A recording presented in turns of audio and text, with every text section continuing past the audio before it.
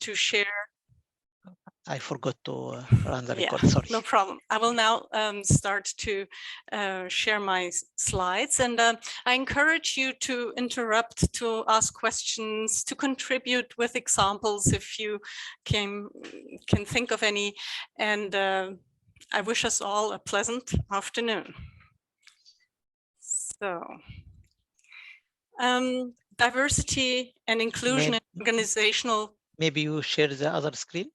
Oh, we practiced it now, didn't we? And yes. Again, it's always the same. We practice it and then it doesn't work. Okay, here we go. Now it should be good. Yes. Diversity and inclusion in organizational processes. Why in organizational processes? Well, because diversity and inclusion are important parts of how we work together. And the talk that I've prepared for you would be nice if I could move the slide. Here we go. It consists of really 2.5 parts. We will begin with 2 theoretical units today. Then I have a little take-home exercise, and then we'll have a couple of units face-to-face in Tromsø. That are also going to be broadcast. So no worries if you can't be there face to face, it'll still be valuable to play along because there's going to be a lot of activities then. I want to look at concepts of organization, how and why we even organize as human beings. And I want to then further look into diversity and inclusion in the context of organization. And later on, if we can get to it today, it's fine. If not, we'll postpone answering the question, can industries afford a lack of diversity and inclusion? Is that even possible today? There will be a takeout food for thought. The link will be attached to the slide set that you can access after today's lecture. And I want you to then pay special attention to the Harvard Implicit Association test, which basically shows what goes on in our minds and why we see the world the way we see it. To start, I prepared a little clip. That clip will indicate that inclusion and diversity is maybe a little more than we first think of. So I want to start with this and invite you to think along and think why the headline here is inclusion starts with I. On a second. Here we go.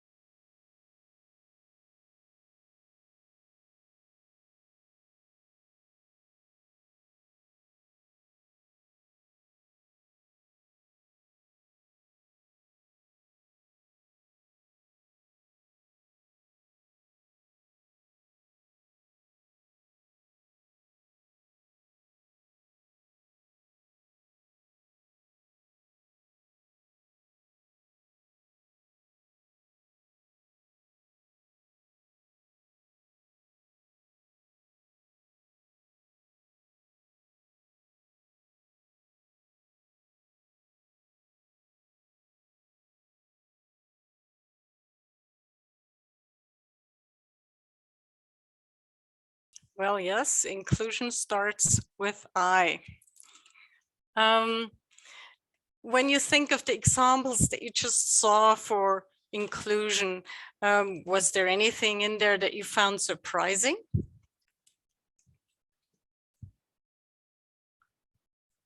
Was there maybe an example of a person who you did not feel should have been there, or that wasn't the standard picture of what we understand when we think of diversity? I see that there is one message in the chat. Tamer? Yes, sorry. Yeah, yes, I agree. I agree with what you said, Alexandra. Indeed, I will add something to this presentation. Very, very well presentation. That the people when is older and wanted to be employed, and when the curriculum vitae, when they make their own curriculum vitae and have a performance or try to have an interview, they face that the interview say that you are very older. Mm-hmm. So this is because I'm very engaged in the human resources, as you know, and when you talk to different group of peoples and they say, well, Antonio, I'm more than 50 or 50, but I'm very good professional, have good education, my qualifications are quite good. I also train to take more knowledge about different technologies. And they say, well, but when it comes to being here, the interviewer said, yes, your curriculum is quite good, but we are not looking at a person so old, and we prefer young people. So for me, when they tell me this is very shocking. It's very shocking. I don't know in different countries, but in Spain, they say it's shocking to me to how the diversity is about this. It's about sometimes to change this idea about the rejection that the people experience when it comes to being hired. Yeah. In the chat as well, Noha from Egypt, she said that the problem is from her point of view that she sees the inclusivity between woman and male and female. Yes. From my side, if you ask me 5 years ago, the same question I will answer. It's based on the skin color, like people from Africa, they are underrepresented here in Europe, for example. So I think it's, as you said, it's different point of view. Yes. And I think that a lot of people, when they think diversity, think of maybe women and men, the gender issue. Maybe they think of diversity issues regarding people with different sexual orientations. Maybe they concern skin color, but really what I wanted to show with this clip is that diversity and inclusion really regards a wide variety of people in a wide variety of contexts. And if we want true inclusion, we really need to ask ourselves, what are our values? And because we so seldomly ask that, and because values are very, very basic to our human existence, I tried approaching this topic by looking at where does our set of beliefs and our judgment, which is based on why we like certain things more than others, where does it come from? Why do we have such an issue with diversity? When we think of organizations, we have different forms of organization, and organization is a very basic human desire. The world is a highly complex place, and we make life manageable through organizational measures, by organizing and classifying the world in which we live. We have always done so as human beings, and depending on the cultural, economic, or political circumstances, we have created different forms of organization. Organization, whatever the form may be, provides a degree of identity, belonging, and even security. And if you think back, in the clip, it said, diversity and inclusion gives a sense of belonging, purpose, and well-being. Yes. So the very reason why we have a problem with diversity also is at the root of why we organize. Now, when you think of different forms of organizations, I want to point out that it starts with the family. The family is a basic unit of human organization. Tribes, villages, cities, and states are organizations, and they all cater to the human need of filtering and organizing the life we live. Companies, NGOs, social movements, religions, cooperatives, even online communities, they all stand testimony to the human need for organization. Now, humans learn how to organize themselves and even organize a learning process. And what my slide here shows is basically how we deal with complexity in our daily lives. And life in itself is perfect chaos. And human beings have a need to orient themselves within this chaos. And in our societies nowadays, they organize this life through education and skilling.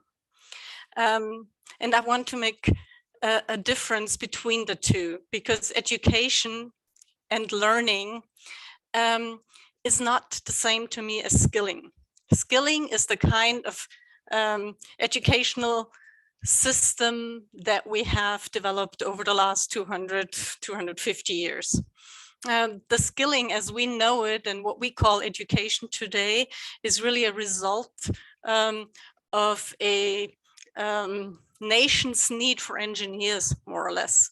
The way we learn today has very much to do with the industrialization of knowledge. But really, human beings are naturally creative thinkers, and you see on the slide here the right brain, the colorful one. This is how we would learn if we didn't have the school systems that we go through. But the life that we live in requires us to reach certain measurable skills. So what we do is we send human beings through a system that basically devoids them of a lot of creativity, a lot of bisociative thinking, and makes them into civil servants, employees, citizens that function well within organizations and that function well in systems that are ordered. So you may think back to your own classroom as a teacher or to the time when you were a student. There is always this creative bisociate thinker in every classroom, but normally not for very long, because natural creativity, natural openness is not what our system requires us to be. So children are open, children are creative, because they have not yet learned where a thought is allowed to go. So first, we take us human beings, train all the creativity and openness out of them, and then we find ourselves as adults in courses on diversity and inclusion, and you know, now we have to relearn what would have otherwise been our natural way of treating the world, namely with openness and curiosity and a degree of informal learning. Well, within the framework of the European education policy, formal learning is very important. And this is the learning that usually takes place within an education system, within a training institution. And it is structured, and it ends, if all goes well, with a diploma. Formal learning is said to be purposeful, but I would challenge this assumption and say it's not purposeful per se. It may be purposeful from an industry's perspective. Informal learning, on the other hand, takes place in everyday life. Informal learning is the kind of learning that happens when we're in the classroom and we're teaching, and someone is underneath the table and does some other thing, something that we don't have intended them to do, but they learn nonetheless. As I always say, you cannot control what people learn in your classroom. You have a certain offer, and you offer this to 50, 100, 20 people, and you will, at the end of the day, have 50, 120 different results, although you were the one person offering the information to everybody. So this casual character of learning is very often underrepresented when it comes to our view of learning. But I think it's a very important aspect that we need to consider when we think of diversity and inclusion, because a lot of the things that we now learn again when we consider diversity and inclusion is actually something that would have been quite natural for us if we hadn't trained it out of ourselves. Are there any questions so far? Okay. When we look at the big picture and we look at our society as it is, of course, there's not one society. But what I'm trying to convey is that each society has its own approach to diversity and inclusion that has a lot of common ground with other societies. In other words, the society in Central Europe approaches diversity and inclusion much the same as the society in a Central African place. Just the criteria are different. Technological, the difference is that they have the same need for identification, purpose, and well-being, but their points of connection and their points of reference are different. But the basic need that's underlying there, the need to distinguish between them and us, is not unique to any particular society, but it's basically what unites us. What unites us is actually the need to make a distinction. Now, when we look at society, technological and social innovation have played a significant role in human advancement, in driving progress in various fields and contributing to improvements in living standards, health, education, communication, and so on. Why do we need to enhance productivity? Why do we need technological innovation? What makes us human is the drive, and the drive to succeed also at the same time is at the root of what divides us. There is this element of competition, and wherever you have competition, you have an us and a them. Tama, I see that there is another message in the chat. Yes, actually, it's a sort of question from Noha. Yeah. She says that I believe that there is a profound difference in learning way, the formal one, between Central Europe and Central Africa. So, okay. Yeah. Could you expound on that? In what ways do you think it's different if it's formalized? I don't know if if Noha can answer this. Would be an interesting input. Yeah. So. Yeah, but I think from my point of view, I think Noha are trying to reflect on the way of the courses, how here is structured in Europe and in Africa, how we are used technology in teaching, for example, in Europe and in Africa. So the creativity, for example, she put point the process. So for example, here, I think maybe in Europe, they are focusing more on, the Bloom taxonomy. They focusing more on the higher end of the Bloom taxonomy, the creativity, the way of thinking. While in Africa, maybe they are focusing on basic knowledge. So I think this from her point of view. I hope this I correct.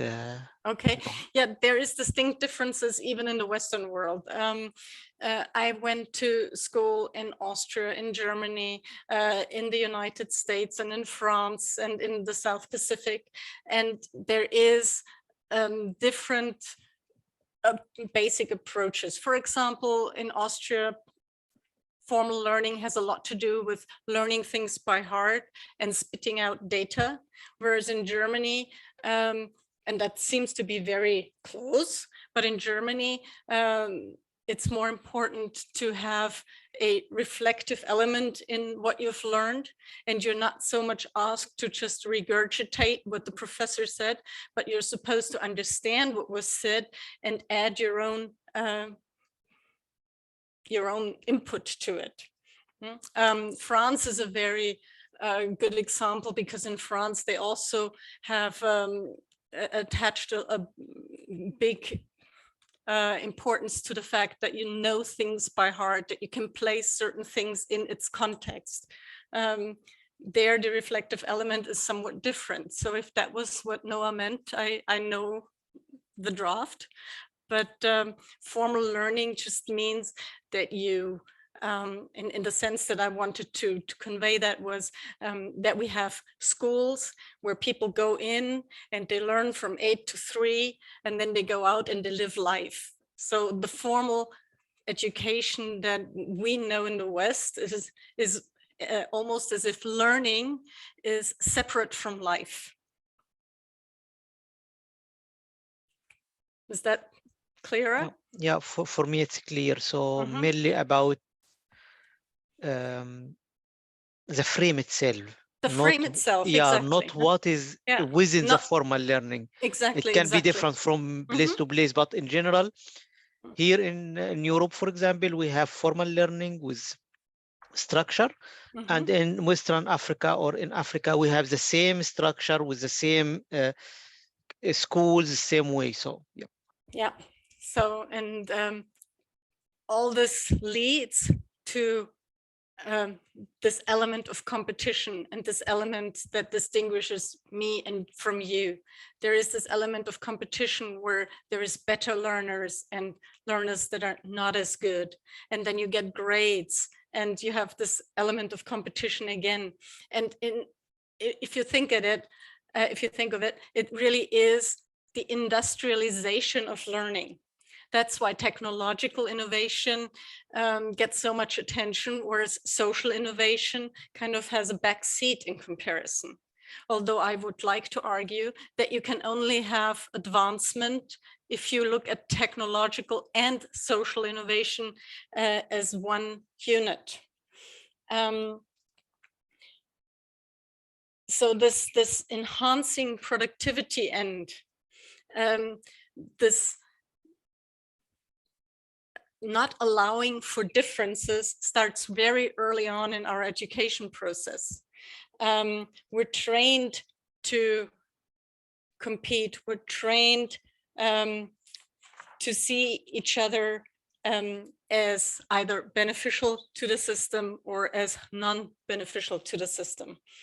And in our post-industrial knowledge-oriented society, these distinction kind of crumble. We're now seeing that the world as a whole cannot afford these sort of distinctions any longer. We're looking at promoting things like sustainable development, equality. The Agenda 2030 is a very big topic right now. And the Agenda 2030 has subpoints such as reducing inequalities, promoting gender balance, reducing the gender pay gap. This awareness that was basically pushed aside over the last period of industrialization, that we only have one world in which we best get along with, because that's the only world we have, that is not something that we have really had the luxury to consider in the last 200 years. So promoting sustainable development, promoting social equity, social innovations such as microfinance, community-based health programs, social entrepreneurship, things that are helping to promote social equity and thus diversity and inclusion, are quite contrary to how the system in which we were raised works. But it is a natural development when you think about where we come from and where we're going. Now, this supposes a little bit of a linear development, and this comes from a slide that I am very, very fond of. It's actually part of a training that is related to the Cloud Earth basic course in entrepreneurship. And it shows us how we evolved as human beings from primitive societies who believed in the supernatural, who were basically detached from the world as such, because we lived in a very small community. We were one with where we lived. We believed in a God. This state of human development shows a first way how we organized our lives. So in this primitive society, we lived in small family tribal units. But as we progressed, we started organizing ourselves on a larger level as a nation state. Then we organized ourselves again on a larger level through industrialization, through mass capitalism. Our values became different. We replaced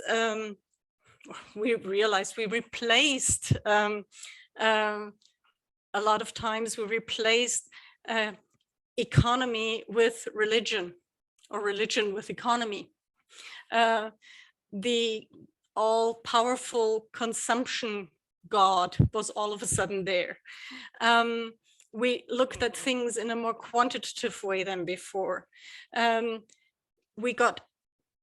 We needed to find ways to adapt our human needs to the circumstances in which we were supposed to function. And as this progressed, we're going actually a little bit back to our original state of human beingness. And we understand better that we need social networks. Now, the social networks we have today are, of course, much larger and diverse than they were when we were living in our tribes, in our basic societies. But we go back to understanding a very basic human need for organization on a different level. So we still organize, but we've moved from a basic family unit, from a basic tribal unit, even from a state or a company unit, to something that seems very individual. But when you look at how social networks function, they are still networks. So the innate need of a human being for organization shows itself even when it seems dehumanized. And I argue that virtual organizations like Instagram groups or interest groups online are a form of dehumanization. It's a social network is not tangible. And with this intangibility of a social network, we face a lot of challenges in our work life. So on the one hand, we're asked to be inclusive, we're asked to be diverse, but on the other hand, what do? We find ourselves in our social network bubble that feeds us exactly the news that we like to see. On the way to more diversity, we have to be very careful not to short circuit our access to diversity.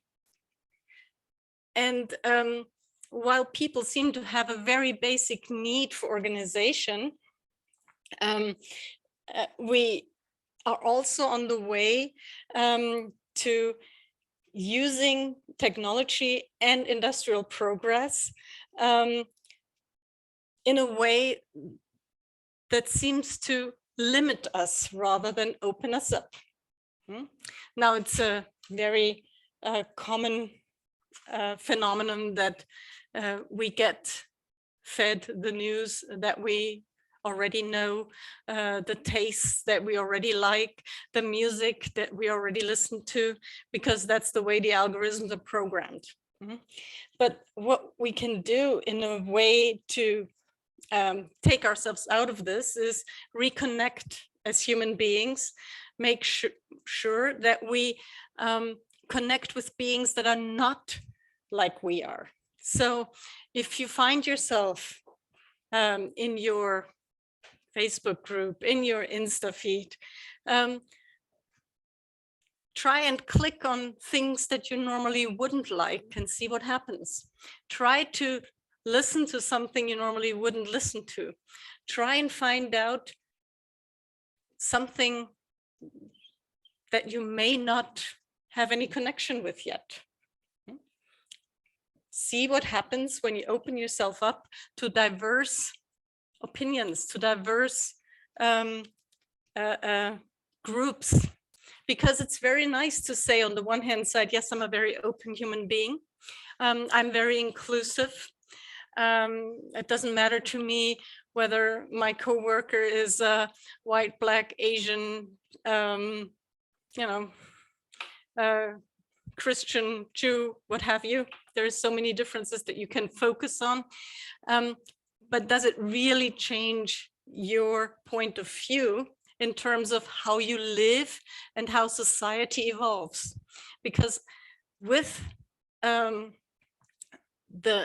ecosystem that is focused on relearning something that we originally had, we may also limit ourselves, like we saw in the clip at the beginning.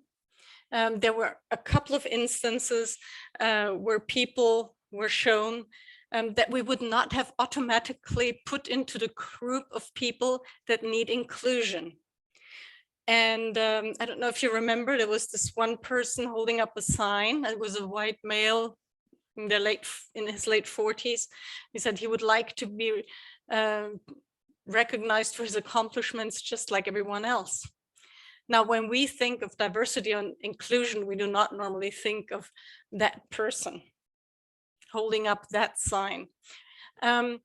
So inclusion really means not just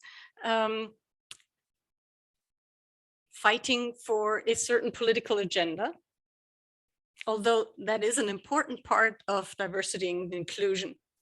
Now, why do you think it's important to fight for certain rights in a society where everyone is so laissez-faire? Why do you think it's important?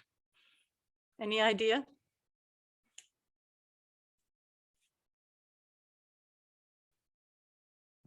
You ask about why is it still important to fight for certain groups? Because I think sometimes some groups have no power to fight, so they need someone to fight on their behalf. Yes, exactly. You need to understand that while you may live in a society that is open, that is permissive, that gives you a lot of room to move. It doesn't take a very long trip for any of us to end up in a country where you do not have these liberties anymore. And that's also something that is forgotten very fast. It only takes a few hours in the car going into one direction, and you cannot be openly gay anymore, for example. So by taking on this force that we have and the possibility that we have to fight for inclusion of all kinds of people, even those who seem that they don't need help, it also strengthens us so we can help others who still need help. And it seems a bit patronizing to some that we say, well, people need help. But there is political circumstances that may require others to get help. There may be economical circumstances that require people to get help. It's not just about collaboration and networking and developing as a Western nation. It's about developing the entire globe. So there is lots of work to be done before we come to a participatory liquid society. There's a question Yeah. comment by Karen. First of all, Noha, I think she's agreed with you or with me that equity for everyone. So why we need to fight for other. Karen put a question or comment say we can fight for others as well as for ourselves to make sure we don't end up living in a narrow-minded society. Yes, thanks, Karen. Yes. That's what I meant to say, that we need to make sure that we don't just see our own bubble, our own social network, our own professional network, but that we extend out with the freedom that we have to extend our hand, with the economic power that we may have to extend our hand, with the political freedom, with the economic freedom comes also responsibility. Alba Arsalan as well here make a comment that if we use this mechanism, it can be like a domino effect for other minority. So yes. Yeah. And I like that he wrote minority, because when you think about it, what is a minority? A minority is a minority in a small society. I lived in the South Pacific for a while I was a student, and I found myself a minority. When I went to the cafeteria at night, I was the only white person. I felt exactly what it was like to be a minority. And it was a very good experience to go through, because that, what you normally see, is all of a sudden not normal anymore. All of a sudden, your life is put into perspective, because what seemed standard for you for a while is, of course, only standard for you in your little bubble, in your normal world. The moment you leave your bubble, things are put into a different perspective. If you are a Central European Christian and you go to a country that doesn't have Christianity as a main religion, you will see that maybe your way of life is not accepted any longer. So it may get you the idea that, hey, this is a freedom that I didn't realize I had. Maybe it's a freedom that I wish to extend to others as well. So this perspective of diversity and inclusion oftentimes improves as you see more of the world, as you are exposed to different ways of life. But it doesn't help us to understand that there is different freedoms, that there is different bubbles, that there is different forms of diversity, if we don't understand how our brain actually feeds that need for organization. And how do we come to know that something is right? And for the human being, it's very often about something being right, something being wrong. This is again what I mentioned at first. It's about the way we organize our thoughts, the way we organize our learning. And there's this Japanese knowledge management guru by the name of Nonaka, who came up with the so-called Seiki model of knowledge dimensions. Now, while this model was developed for an industrial purpose, it is also very useful when you look at the way that we learn things as such, in the way that we learn things as human beings. There is a lot of, when you look at this diagram, you'll see that there is the top left, in which we have tacit knowledge inside of us. The tacit knowledge is inside of us through education, through the way we live. The tacit knowledge really covers all the knowledge that we don't question anymore. The tacit knowledge is anchored in the individual. That's what the little I stands for. Now, when very often it's very difficult to move from the tacit knowledge we have to an explicit knowledge that we can share with others, that we can share as a group. You will know whether or not something is tacit knowledge inside of you if you find yourselves in a situation where things that you seemed to know and understand all of a sudden don't apply any longer. So, for example, you have a certain way of life, then you move from one country to the next. You're faced with something that wouldn't be acceptable in your world, but you find, oh, but it's very acceptable here. And then you have to, then your brain goes through understanding a part of your socialized tacit knowledge, and it comes out, and you can oppose it to the explicit knowledge that you are faced with. Then you take this explicit knowledge, you combine it with other pieces of knowledge that you have in this new environment, in this new learning, in this new company, in this new team, in this new project group. And you come to learn from one another. But of course, you can only learn things that others can tell you about, that others explicated from their tacit knowledge. And then you combine this explicit knowledge. You work with it in your team, in your group, in your country, in your city, whatever the organizational unit is, doesn't really matter.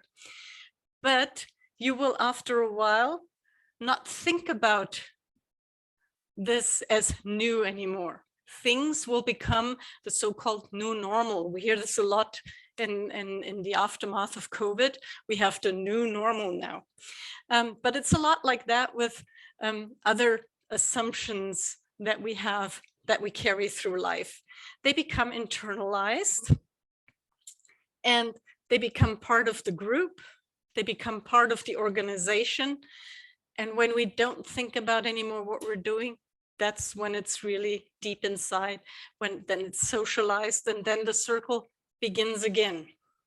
So every organizational learning process, every organizational process really starts with an individual and the individual's learning. So this model that we're looking at proposes that knowledge is created and shared through this continuous cycle of socialization, externalization, combination, and internalization. It's a very simple but very tangible model of what goes on and how we come to the assumptions that we carry with us. It's simply a useful framework That is certainly not a perfect one, as it simplifies how learning takes place. And it can very well be applied to project settings, to company settings. And it's a good, while it doesn't capture the full complexity of human learning and behavior, it's a nice way to analyze it. Now, when we think back at the human creative brain and the brain that has been trained through formal learning, when I superimpose these two ideas, then I can ask, how do we come to flow? And yes, the flow of things, the development that we have is the part that is explicit is the part that can be covered by formal things. But the moment we internalize our external input, that's the moment when creativity takes hold again, because everything we take on the outside can only be transformed to something internal and socialized when it connects with what's already there. So, example again from the classroom, you have 5 students in front of you. You say you give them one piece of information, and they will each process it based on what they already bring with them. So how does that relate to diversity and inclusion? There is a lot of benefits to gain if you expose yourself to different thoughts, to different people, to different circumstances. Even the study of different languages or the study of different geological formations can lead you to look at the world in a different way, to be open, to take a new angle. And diversity and inclusion only works if you allow yourself this openness, if you allow yourself to include what normally wouldn't even be a topic of inclusion because you don't think of it. Remember in the initial video, the father with the 2 children who said he wishes that he could be valued as much, although he wants to take care of his children. That's not normally a person that we would think of when it comes to diversity and inclusion. The fact that parental leave is very often consumed by mothers rather than by mothers and fathers in equal portion has not only to do with the fact that parental leave is a luxury that is not afforded in every society. Even in Western societies, parental leave is a luxury. I used to live in the United States for a very long time, and I'm pretty sure American women would love to have the luxury that Austrian women have, where it is no problem to stay at home with your child for half a year or a year, where it is no problem if the father wants to consume parental leave. So inclusion means also becoming aware of the benefits you have, becoming aware of the luxuries that are at your disposal, and making sure that you don't take things for granted. Very often, we live in a fairly well-developed Western setting, at least in this group here. I think we know the difference between Western settings and other settings. If I understand correct, Noah was from an African place, is that right? Tama, you said something about Noah? Noah is from Egypt, yes. Yeah. Mm-hmm. Okay. Well, you're from Egypt too. Do you have parental leave in Egypt? Good question. Yeah. I think we have like sort of 3 months of parental leave, but no one use it, from my knowledge. Yeah, but we have some. We have some, yes. Well, so- But why may it not be such a big topic in Egypt as it is, for example, in Norway, where you now live? Mm. Yeah, that's correct, because we are not exposed to it in Egypt, so no one discuss it. And because in Egypt, I'm not sure, I'm asking now, it is quite normal for a woman to have her child in wedlock and the husband taking care of the family. Sort Is of, that yes. correct? Yeah. Yes, sometime. Yeah. So the whole issue of parental leave is not the issue that it is in the Western society, because access to the job market is differently distributed. Yes. So, Yes. but this also means that there is a lot of countries out there where women don't have the chance to enter the workplace in a similar way as men do. There is a lot of places in the world where, when I think of disability, for example, where disabled people don't have the same opportunities in the workplace. And even when it comes to disability, even Austria is not very modern in that sense. For example, we have a measure here where companies get special benefits from the states if they hire disabled persons. And because it's so difficult for Austrian companies apparently to hire disabled persons, the state now went ahead and had companies pay penalties if they don't hire disabled persons. So if you have a company that exceeds a certain number of people, you're supposed to have X number of disabled people on your team. And if companies don't have them or can't find them for whatever reason, they actually have to pay a penalty. And that's a thought that brings me to my next slide. How do I ensure that there is a degree of diversity, inclusion, inclusive leadership, equality, equity? Let's look at how we can assure that. Good question. I think hard question even. Yeah.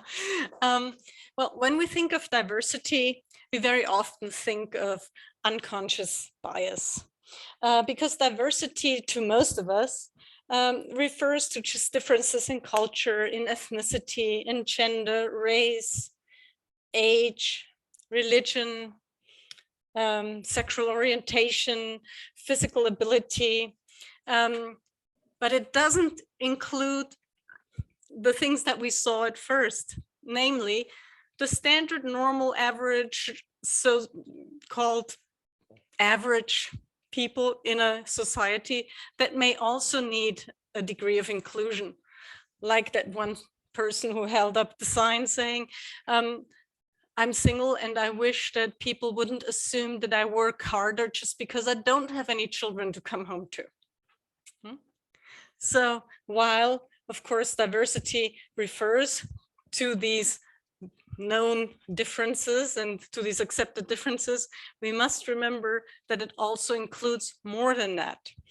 And it's bringing these people together in an organization, recognizing and valuing the differences. That's what promotes inclusivity. Creating a welcoming and respectful environment for everyone is what it is really about.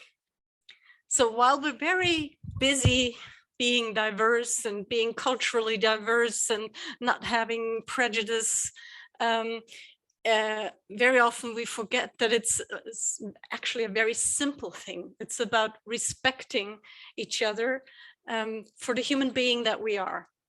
And I recently was voted into the Workers' Council here at the university. And one of the biggest battles that I had to wage at first was that I wanted more women to become part of the council.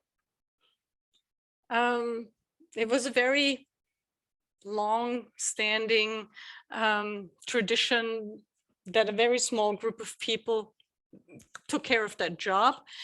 And it was difficult to convince my female colleagues to actually put their energy into it and look at the possibilities that we could create if we put a different angle on the questions that we have to deal with in the daily work life that we go through.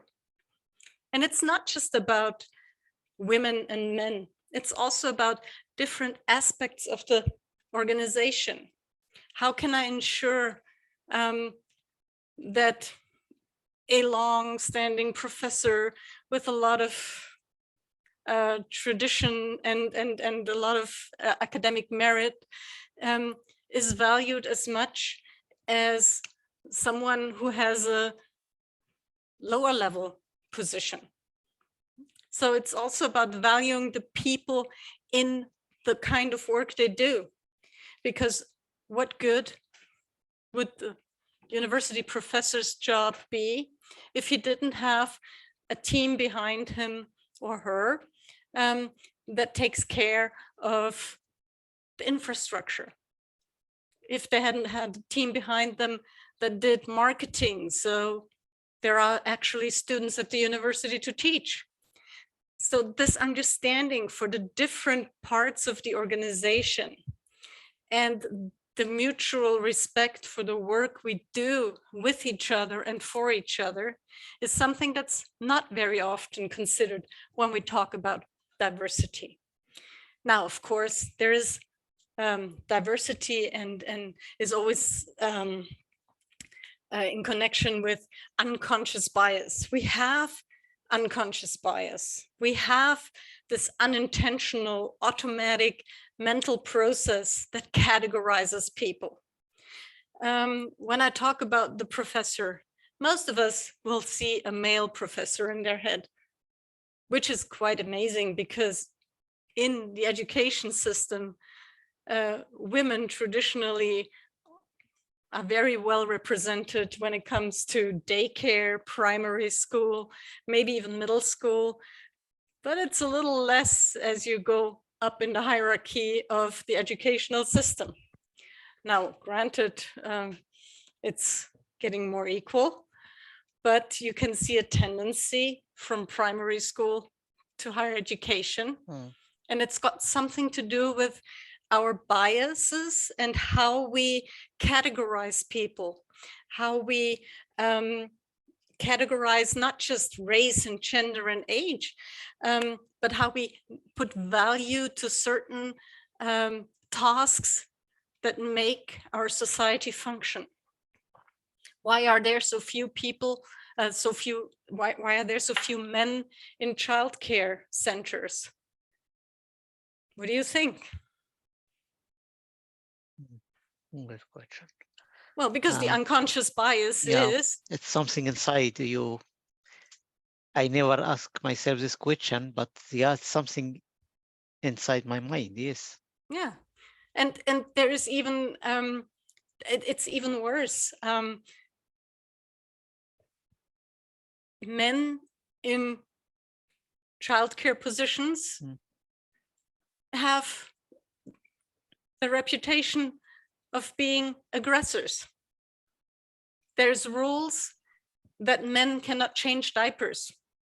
Yeah, actually, Noha said lack of patience. So men normally, they don't have this patience to take care of kids. The patience is one thing. I dare argue that they don't have the patience, but I think that it's very, very difficult if you have a society in which men who want to work in childcare more or less automatically labeled as aggressors. And so they're not allowed to fulfill certain tasks that need to be done if they work in childcare. And by the way, I think if more men were in early childhood education, fields, the society would look entirely different. Because imagine a society in which men and women raise children rather than just the women.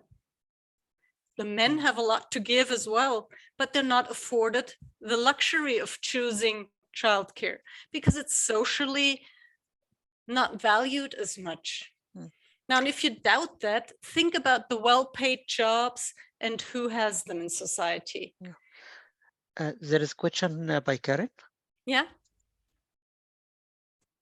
Did she write it in the chat? If I may, no, I just wanted to, to comment a little bit on the point that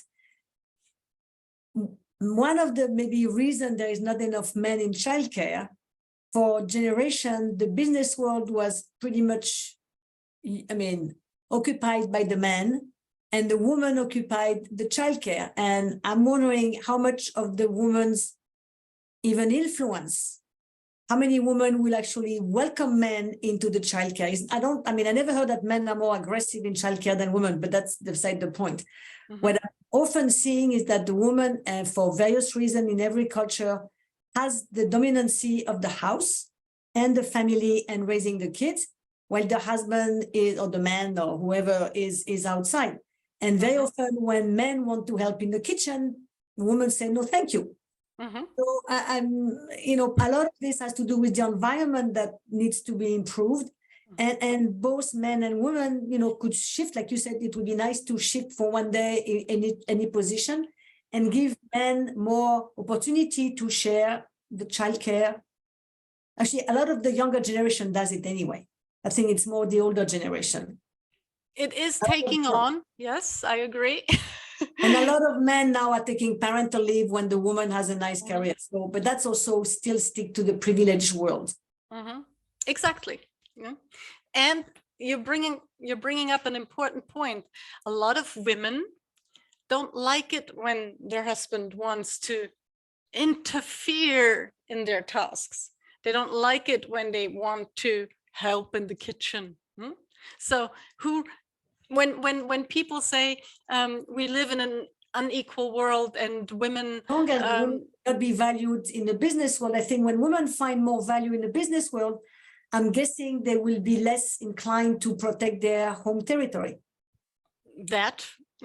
And I think there will be a big shift in what kind of work men do if work is actually valued according to its societal value rather than some economic value. Why do we pay bankers so much more than childcare providers? The childcare providers are responsible for the adults of the future. But apparently, most societies define this as lower value work, and they pay less than the banker. Yeah. So, but I think there is a shift. But yes, both men and women need to make some shift in their head and behavior. Yeah, and women, of course, we need to allow men to do this. And welcome them. The thing is not just allowing them; we need to welcome them. Yeah. Mm-hmm. And that's the story about the childcare centers. A lot of women in childcare centers do not welcome male co-workers, and they have this bias that males who want to work with children do this because they have some ulterior motive. That I never heard of, but I take your word for it. I just read a book. Actually, I read a book. Norwegian book about this, and I was very surprised because I always thought that the Norwegian society was a lot more advanced, and I think it is, but still that's one of the problems they're having in finding male childcare workers, because females are suspicious of them. So, and if it's in Norway, which is a very advanced country in terms of equality, I can only imagine what it's like in other places in the world. Well, it might be an unconscious bias because, like I said, I never heard it anywhere else. Okay. We have also comment from Serena, I think. Yeah. She almost agree with you and with Karen on the last point about the natural of woman, and that woman would like to keep her what she believes that it's my own thing to take care of family or take care of house. So she's agree with you as well. Yep. Yeah, but that's, and I think that's a really big trap. Once we don't open up our own domain, how can we expect that other domains open up for us? And it doesn't depend on the point of view now, whether it's a male-dominated domain where women want to enter into, or whether it's a female-dominated domain that men want to enter into. It always takes two to tango. You need to have the interest of the one and the openness of the other. And so inclusion only can happen if you actively involve all members, not for the person they are, but for the contribution they make to an organization. And it shouldn't depend on their background and identity, but it's more about, inclusion is more about creating an environment where people are welcome for the contributions they are willing to make, rather than for any other attribute that they bring into it. So also inclusion also includes that person who is single, who doesn't want to do overtime just because they have no one to come home to. So it's about respecting the way you live, respecting your contribution. So even apart beyond the classical diversity categories, there is sometimes categories that we haven't thought of yet. Now, in the very beginning, I talked about how our brain likes to put things in order, how we need it for our mental health and for our orientation in the world, to divide, to make a distinction between us and them. When you put this to an extreme, you end up stereotyping. Stereotyping means that you generalize the traits or the characteristics of a certain group based on the way you see them. And that's mostly based on things that you imply into their cultural background. And that's when you stop looking at people as an individual and see the group. And a classical stereotype would be the Germans are like this and the Americans are like that. And when we think about it, we very often stereotype, and it's not always useless. I teach a class on intercultural team project management, and we use a tool that is basically built on stereotyping, and it's the Hofstede Insights. And the Hofstede Insights, comes with a lot of critique from all kinds of people who want to put forth the value of the individual. But all the stereotypes that you find there are also very helpful, because it helps you understand why certain problems arise between two groups of people. One of my colleagues told me a story about the university hospital in Graz, where a German professor was made head of the hospital. Now, for all of you who don't live in Austria or in Europe, you may think Austria, Germany, they speak the same language. That shouldn't be such an issue. No, well, it is. Things didn't go well for very long. No. There was a high turnover rate in the team. People did not accept the new boss. And it was because Austrian as a whole have a very low need for hierarchy. And Germans overall have a different view of a position of power. So the expression of I am the boss, you are my subordinates did not go over too well with the Austrian employees. It took a long time before they figured out what the issue was and before they could figure it out and how they could best work with it. But it was one of those tacit things, one of these socialized values, the hierarchy value, that was entirely different in the Austrian staff and in the German superior.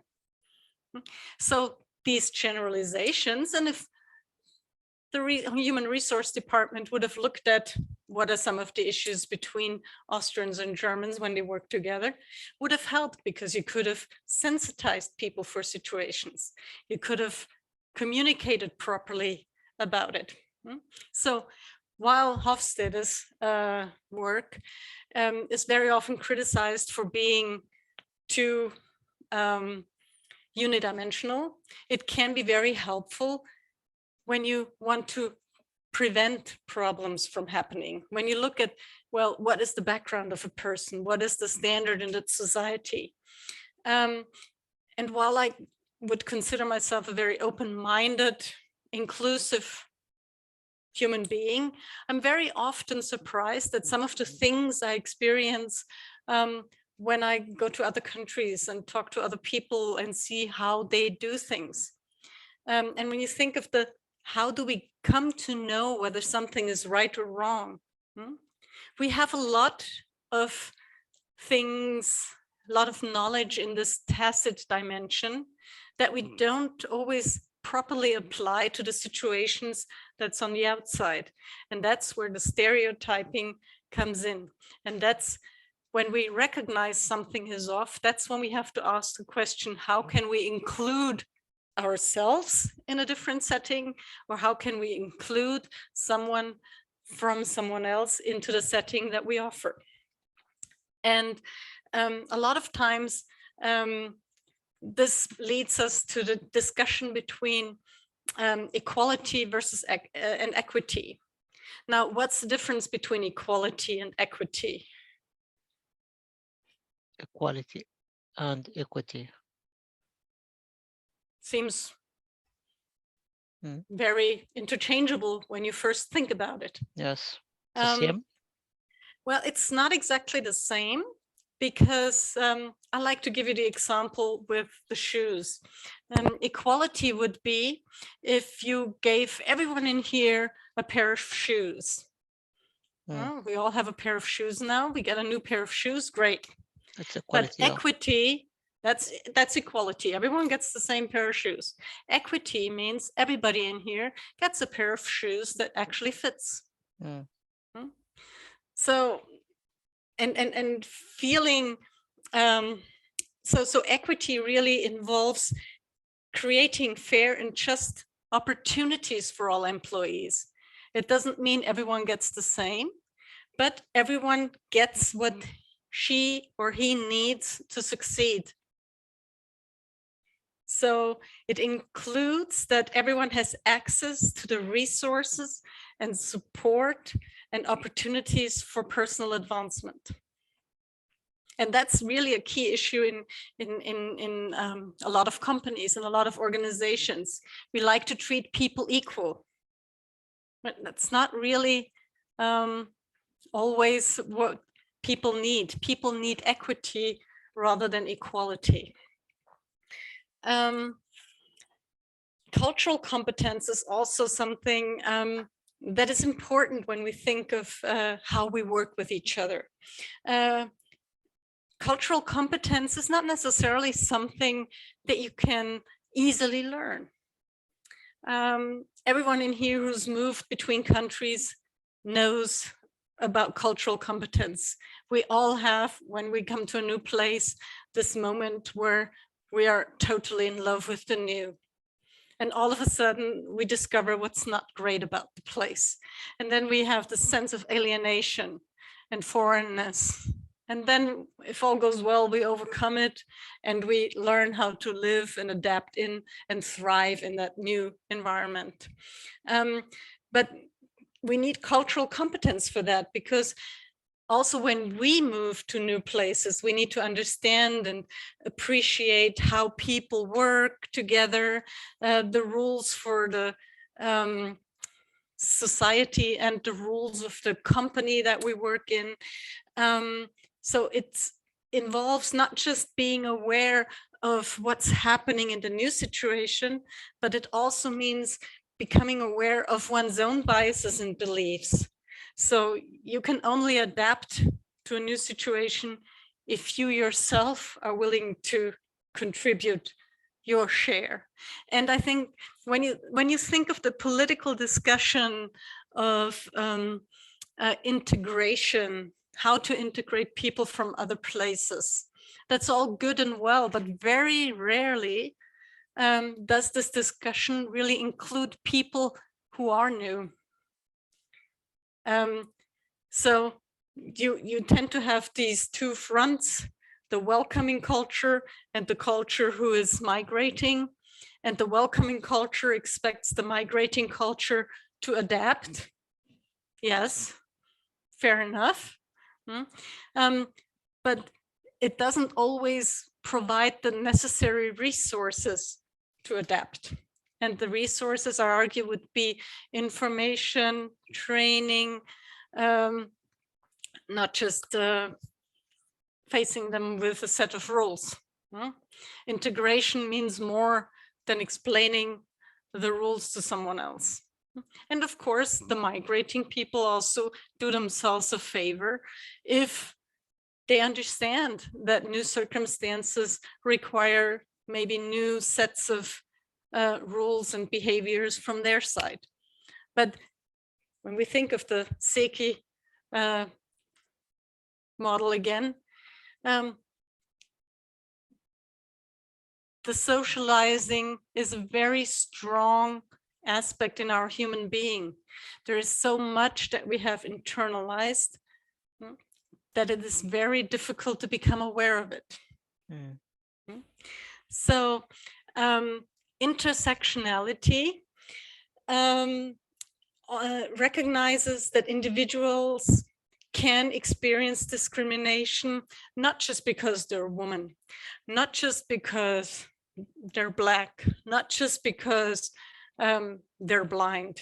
Intersectionality actually means that a lot of people experience discrimination because they have a combination of things that isn't standard in the environment they need to work in or they need to be in. So intersectionality is actually like a layering of stereotypes that you experience. So imagine, what would your life be like if you were a female Black lesbian who is blind? Would you be in the job that you're in? No, I think no. No way. There is no way, exactly. And understanding that there is no way that you would have the job you have if you were a female Black lesbian who's blind, probably should make you aware of the fact that you are not yet living in a very inclusive society. There is people who are discriminated against, although we sit here in our nice, very educated, high level circle. The world out there is Different. very, very different and strict with people who don't conform to our standards. How can we overcome this? Well, for example, through allyship. And prior to today's course, I talked about allyship with Tama because I think I am the best example of allyship. I would not sit here today and talk to you if it weren't for Tama, who by all means has a totally different background from mine, but who found me and who gave me a chance to contribute to the Cloud Earth Eye project, and who helped me along, who helped me overcome difficulties, who stood by my side, who mentored me. So allyship is about finding someone who is very different from yourself and giving them a chance to contribute. And I think this is a very, very good example of inclusive leadership. And our project is a very good example for inclusive leadership, because Tama is leading a project that involves various countries, from Norway, Great Britain, Bulgaria, Spain, Austria. There is a variety of cultural differences within our team. But he's a very good project manager who really has a neck for including everyone, for finding everyone's talents and applying it to the success of a greater good. In our case, it's the project. So inclusive leadership may not come natural, but I think all of us can remember this first step towards inclusion. And that's why inclusion starts with I, because I, as a person, I can choose who I work with, who I give a chance to, who I maybe even give a second chance. Lots of us are in teaching. We do experience difficult situations with students, with colleagues. Sometimes we think people don't apply themselves enough, but we very seldomly have the luxury to ask, why is there a problem? In our daily work, we have to give grades, we have to go through things, but very often it would be very valuable to find out, why does a person not succeed? What are the stories behind the obvious lack of knowledge? So I think that we as university professors are in a very privileged position where we can actually promote diversity, promote inclusion, make people aware of unconscious bias, be wary of stereotyping, seeing to more equity versus equality. We get to travel, we work in intercultural project teams, we can develop cultural competence and share this competence in our environments. We can become aware of intersectionality. Allyship should be one of our top priorities. And then as inclusive leaders, we can promote a better work environment for all. And if you don't make the first step, who will? Thank you very much. Thanks a lot, Are there Alexandra. comments, questions? I know our time is up. Yeah. Thank you very much. Yeah, thank you very much. Actually, you know, it's a different lecture than the lecture that we got before. It's touch insight.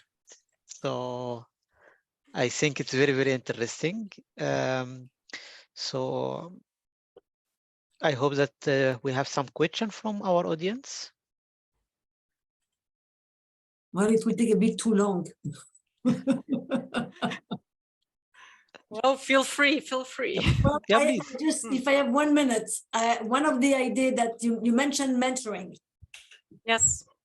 And one of the issue that is always going on is to include more women into management and to the top. But then we realize the same way you described the difference between the Austrian and the German, and of course the French. I look at gender kind of as a cultural differences. And instead of addressing it as men and women, it's just a different culture. It's a man culture, it's a woman's culture. And very often we ask women to adapt to the men's world. So we give women a man mentor so she could adjust to the men's world. What I would like to suggest is to actually give men a woman's mentor in order to help men understand how the women think, because yes, you mentioned, inclusive, exclusive, and you come to a different culture. Of course, we expect people that come into our world to adjust, or to our house to take the shoes off if we have to take the shoes off. At the same time, you also want to make them comfortable. So very often they ask, should I take my shoes off? And you said, you do whatever you want. And I'm like, yeah, there is 20 shoes outside, so I guess I should take my shoes off. And I think with men and women, it might be beneficial for both gender to start to really get to know each other, like they know a Polish culture or French culture. So they will know that, yes, women are more into nurturing and making connection and asking, how are you, how are your kids? And men are more focused on something specific, and they both need each other. So my recommendation will be to stretch the mentoring program to the more inclusive and diverse one. Thanks for bringing it up, because I think yes and no. I think I don't know if men need a female mentor as much as females don't need a male mentor. I think we need to take a step back and separate the contribution from the gender. And if we continue to think in terms of the way a woman does something or the way a man does something, I think we're shortcutting the whole thing. Because I think, for example, sorry for using you as an example again, Tama, but when I think of Tama and me, for example, he is a very caring father. He puts a lot of value to his family. And in comparison, I would say he's the better woman, if I were to use the standards that you had just mentioned, because, I have a child too, but I take care of my family much different from how Tama takes care of his. I hear you. So you can't really, what I'm saying is, you can't really say something is, a woman is more nurturing, a woman is more out for connecting with on a human level. What I was trying to say is that this is the stereotype. Is both men and women, and of course it has to do with the generation and the context. Both men and women will benefit from learning from the other one by shifting the mentoring role. I'm not saying, because in many ways, Tamir might be a wonderful nurturing father. I work with legals, lawyers, top guys. They don't have time for the family. So it depends on the environment and the profession. I think if I can contribute to this discussion, I think the main point here, Karen and Alexandra, is the same. I think Alexandra already highlighted the point at the beginning of the lecture that inclusivity is about I. So when I start to see why I see this Black person as a person that I don't like him because he has a different color. So I saw from his point of view, I need to look at myself. Why me? Why I didn't include him? Why I didn't look at the value of this person regardless of the color? It's very often simply because we're lazy. We don't like the new. We don't like change. Human beings hate change. We don't like to open up to new inputs. We like to just do what's comfortable, and what's been comfortable before must be comfortable again. So it really takes us as individuals to take that leap out of the comfort zone and try something new for the whole society to become more inclusive. Yes, I agree. So yeah, I agree with that, because the things that's very, very interesting.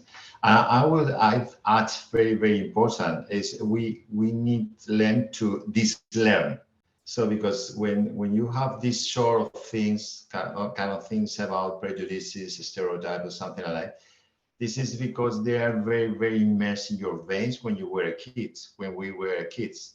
Also, perhaps has to do with the education with our fathers, our relatives, the people around you that learn that these stereotypes are good.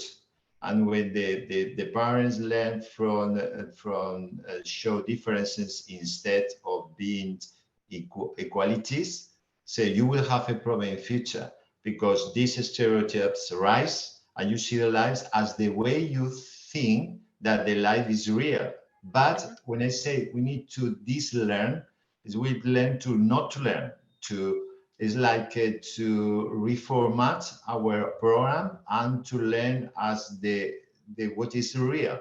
So this is very important, because there are a lot of people say, well, this is when I have discussions, and I say, the people say, but you see a point, but this is the way I see the life or where I live. And then try to interact with them and say that it's not the point of view, it's what your parents gave you and taught you, and this is what you learn. So you need to reprogram your format. And this is very important as well for the people in terms of inclusion and in terms of equality, equity, and that sort. Yeah, that's not reflected in the Seiki spiral, but unlearning can be a lot harder than learning. That's for sure. That's for sure. I have a practical question. Can we have access, because I missed, sorry, the beginning. Can we have access to the video or the PowerPoint or something, so or the whole thing, so I can catch up what this is? Yeah, I think so. If Alexandra, we are recording the session. If Alexandra give us a permission to share the video, of course. Yep. Yeah. You then I can click the video to have access to the. I think you did you presented the video at the beginning, right? Yes, I can send you the link to the video. Okay, and then the PowerPoint, if it's okay, that would also. Yeah, that's fine. Yes. I can send you that too. Thank you. Thank you very much. All right. Well. Can I also have a PowerPoint in the video? I missed the beginning. Sorry. Yep. Tama, you should have the whole video. Yes, link, I have the full video. I have the PowerPoint presentation. I think is the one that sent you, Alexandra, yesterday is the update one. Yes, that's fine. It's the update one, yeah. So I will upload them hopefully tonight and share it with all of you. Can wait until tomorrow. Yeah, super. This is great. Okay, well, thank you so much for your thank you very much. participation. Very nice and interesting. Until the next one. See you. Put yourself first. Inclusion starts with I. Yes. It's a nice suggestion. Bye-bye. Bye-bye. So I guess you can stop the recording now. Yeah. I need to close this. Oh, I'll send you